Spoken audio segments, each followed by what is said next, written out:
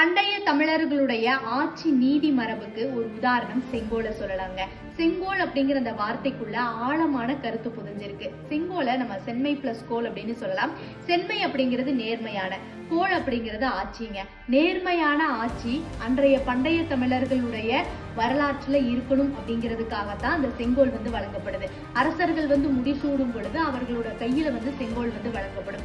So அப்படி நம்ம தமிழ்நாட்டின் ஒரு சிறப்புமிக்க செங்கோல் இன்னைக்கு பாராளுமன்றத்துல வைக்கப்பட்டிருக்குங்க. பிரைம் மினிஸ்டர் நரேந்திர மோடி அவர்களால 2023 பாராளுமன்றம் திறக்கப்படுது. அப்போ சபாநாயகருக்கு அருகில் இந்த செங்கோல் ஆதீனம் சுவாமிகள் மூலமா அந்த இடத்துல வைக்கப்பட்டு இன்று இந்தியா முழுவதும் தமிழகத்தோட பெருமை பறைசாற்றும் அளவுக்கு அந்த செங்கோலுடைய பணி இன்னைக்கு இருக்குங்க. இன்று பாராளுமன்றத்தில் இருக்கிற இந்த செங்கோலுக்கு ஒரு வரலாறு இருக்குங்க.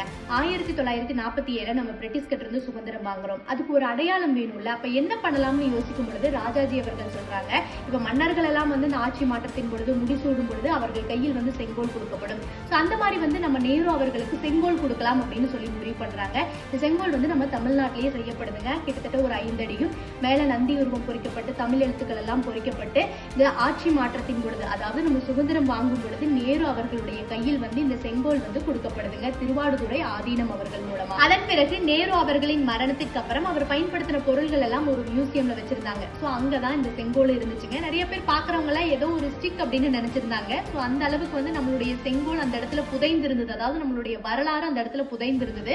2023 பிரைம் மினிஸ்டர் நரேந்திர மோடி அவர்கள் புதிதாக கட்டப்பட்ட பாராளுமன்றத்துல இந்த செங்கோலை எடுத்துட்டு வைக்கணும் அப்படின்னு சொல்லி வைக்கும் போதுதான் இந்தியா முழுவதும் இந்த செங்கோல்னா என்ன, இது யாரு பயன்படுத்தினது அப்படின்னு நம்மளுடைய தமிழர்களின் வரலாற்றை தெரிந்து கொள்வதற்கு அது ஒரு முக்கியமான நிகழ்வா இருந்துச்சுங்க. நம்ம தமிழர்கள் வீரத்தில் மட்டும் கிடையாது, நேர்மையான ஆட்சியிலும் சிறந்தவர்கள் அப்படிங்கறத அந்த செங்கோல் என்றைக்கும் பறைசாற்றும். இந்த செங்கோலை வெளியில எடுத்துட்டு நம்மளுடைய வரலாறை இந்தியா முழுவதும் பார்க்க வைத்த அனைத்து நல்லுள்ளங்களுக்கும் நம்ம நன்றி சொல்லிக்கலாங்க.